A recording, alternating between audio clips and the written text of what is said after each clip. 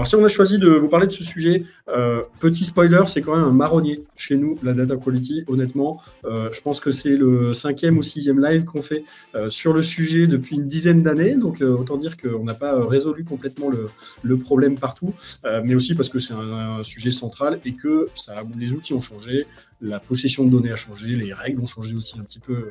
Vous avez sans doute entendu parler de RGPD. Donc voilà, donc Johan, 40% c'est un peu beaucoup. Tous ceux qui ont répondu quelque part entre 20 et 30%, vous êtes dans le vrai, et c'est à peu près ce à quoi il faut s'attendre.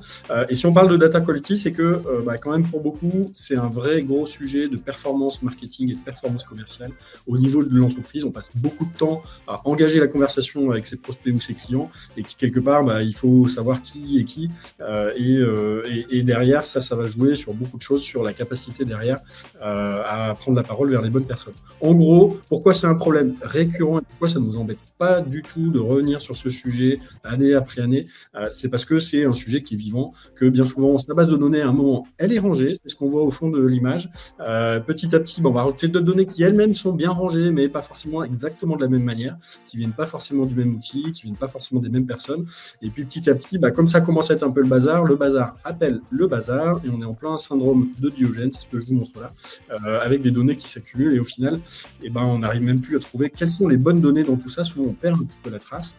Il suffit que la personne qui était là à la mise en place du CRM puisse pas vraiment dire comment ça a été construit, et c'est le bazar. Et c'est comme ça qu'on se retrouve un peu dans cette situation-là, de se dire tous les 2 ans, je remets une petite pièce dans la machine en me disant « Oh là là, cette base, ça ne va pas », ou j'ai un nouveau directeur marketing, un responsable commercial, quelqu'un qui joue un peu avec les outils, qui disent « Non mais ça ne va pas du tout, on a des gros taux de contacts qu'on n'arrive plus à toucher. Qu'est-ce qu'on peut faire ?» Et on remet une petite pièce dans la machine pour continuer à jouer sur ce sujet de data quality. Alors, avant de partir dans les bonnes pratiques, déjà, c'est quoi une bonne donnée? Thomas, est-ce que tu peux nous dire, toi, quel est un peu ton radar à bonne ou à mauvaise donnée? Oui, 4 principaux critères. Le premier à regarder, ça va être le critère macro, donc comment vos données sont organisées. Donc, quels sont vos objets, quelles sont vos propriétés. Pour ce faire, et d'ailleurs, si aujourd'hui vous avez des problèmes de qualité de données, c'est ce que je vous conseille de faire en priorité, c'est un data model. Un data model, ça ressemble à ça, c'est un Google Sheet ou un Excel, un tableau qui permet de représenter visuellement l'ensemble de vos objets et l'ensemble des propriétés que vous avez sur votre plateforme. Après, ça va être votre outil de travail pour justement vous améliorer. Ce data model, il permet de trouver quels sont les trous dans la raquette, donc les informations mal complétées, les informations mal formatées, les doublons de propriétés, etc. Ensuite, il permet de définir vos critères de segmentation et les informations dont vous avez besoin, à la fois côté marketing, mais aussi côté commercial, et comment chaque information est enrichie.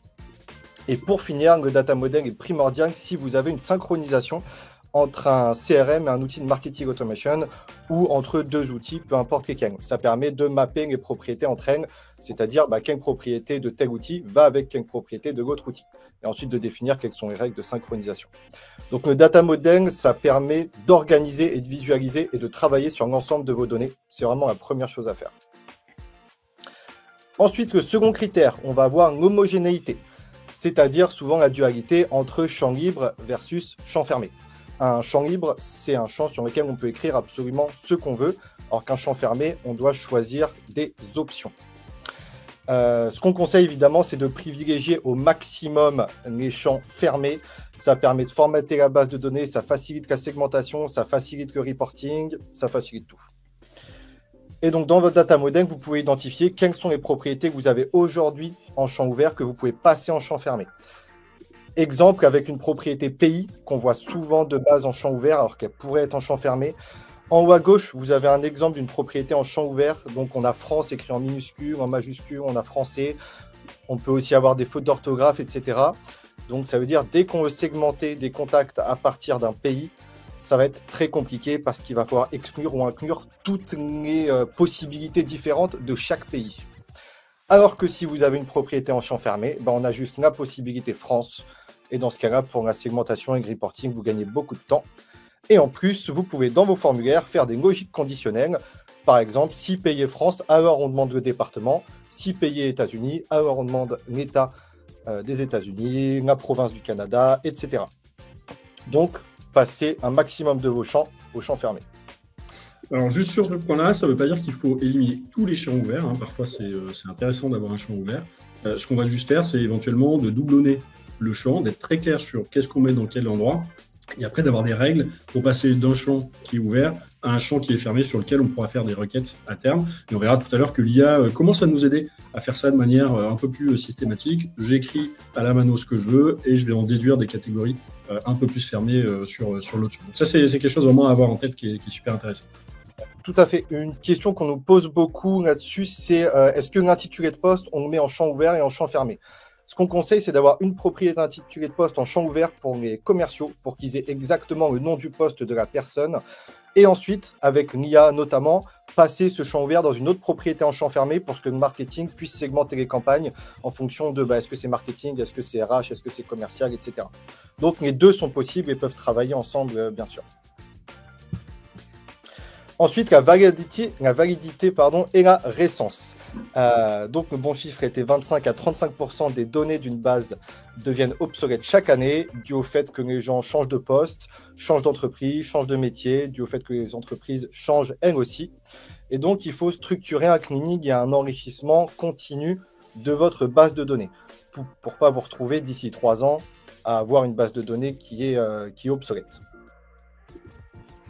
Et pour finir, le dernier critère, c'est l'exhaustivité. C'est le critère le plus compliqué en temps, en argent, en suivi, c'est-à-dire quel est le pourcentage de complétion de chaque champ utile dans votre base de données. Évidemment, personne n'est à 100%, et c'est normal.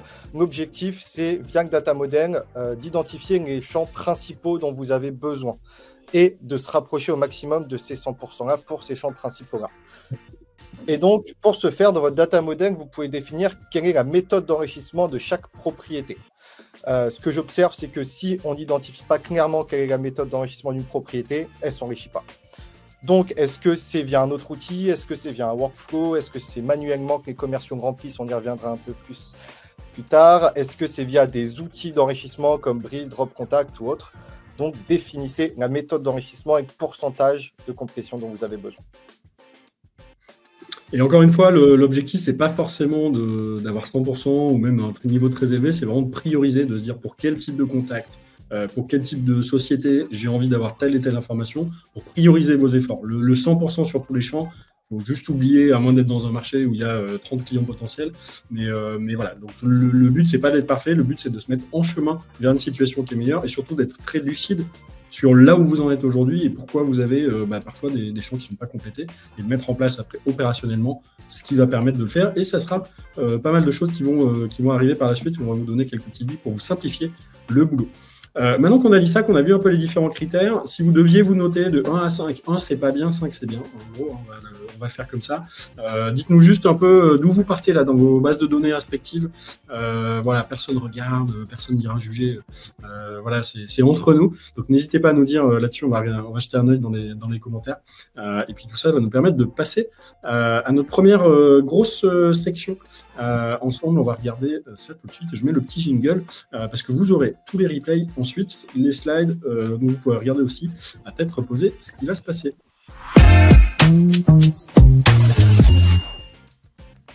Alors, la data quality, quand on la met en place, qu'est-ce qu'on va regarder réellement? On va regarder deux choses. Un premier travail qui est l'audit. Donc, mener des opérations de data quality, c'est d'avoir une idée précise de ce qui se passe. Donc, c'est d'analyser la donnée en elle-même, les données manquantes, on l'a vu avec Thomas, les données qui sont ouvertes, fermées. Donc ça, c'est vraiment de faire une photo sur aujourd'hui ma base de données, à quoi elle ressemble, même aller parfois jusqu'à est-ce que je gère bien le consentement ou pas. Je peux avoir des données qui sont bonnes, mais que je n'aurai pas complètement le droit d'utiliser suivant d'où elles viennent.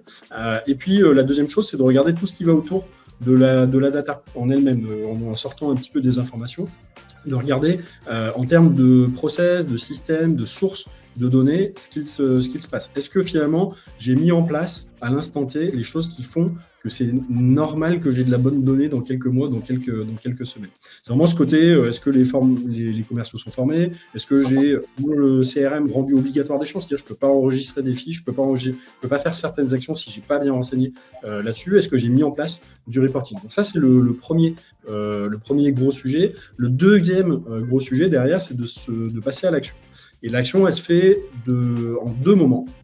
un premier moment qui est de réparer, qui est en gros de passer, une fois que vous avez fait votre audit, vous avez une certaine note, un certain niveau, de dire je vais tout de suite me remettre à un niveau plus acceptable. Donc là, c'est un peu opération sauvetage, parfois, qui peut être fait en partie à la main. Donc là, on va dire à des commerciaux où on va staffer un junior, un stagiaire, un alternant à retravailler un certain nombre de fiches de données, ou je vais traiter un peu en masse avec un outil qu'on abordera tout à l'heure aussi, en se disant je vais donner ma donnée à un outil qui va me la rendre meilleure ensuite, un peu complétée, un peu corrigée, un peu dédoublonnée là-dessus. Et puis éventuellement, je vais aussi changer 2-3 petits réglages dans le CRM pour forcer à ce que toute la nouvelle donnée soit bonne. Et puis il y a un temps qui se fait finalement un peu plus dans la durée. Là, ça va être vraiment le suivi data quality dans la durée où on va regarder, on va structurer les choses de manière régulière pour se dire est-ce que les choses s'améliorent, est-ce que les choses s'empirent sur certaines choses, quelles sont les données sur lesquelles j'ai des problèmes. Typiquement, par exemple, de regarder est-ce que la formation des nouveaux commerciaux se passe bien parce que j'arrive à isoler sur leur portefeuille de contact, est-ce que j'ai un bon niveau de data quality, donc aussi de faire un rating finalement, un classement des commerciaux sur la qualité de leurs données. Donc pas mal de choses comme ça qu'on va pouvoir continuer à faire, et notamment aussi toujours les mêmes outils qui nous ont servi à faire un grand coup de nettoyage à un moment, on peut aussi les laisser tourner un peu en tâche de fond dans les CRM, à minima sur certains types de données, certains types d'enregistrements, pour que automatiquement, même si je sais que je vais continuer à avoir de la donnée qui est partielle, je vais aller la compléter à chaud. Donc voilà, donc ça c'est un peu, quand on pense, c'est quoi une action data quality, c'est un peu les deux grands temps que vous avez, la partie audit, puis la partie action, et dans la partie action, une action corrective, et puis après une action plutôt préventive ou dans la durée.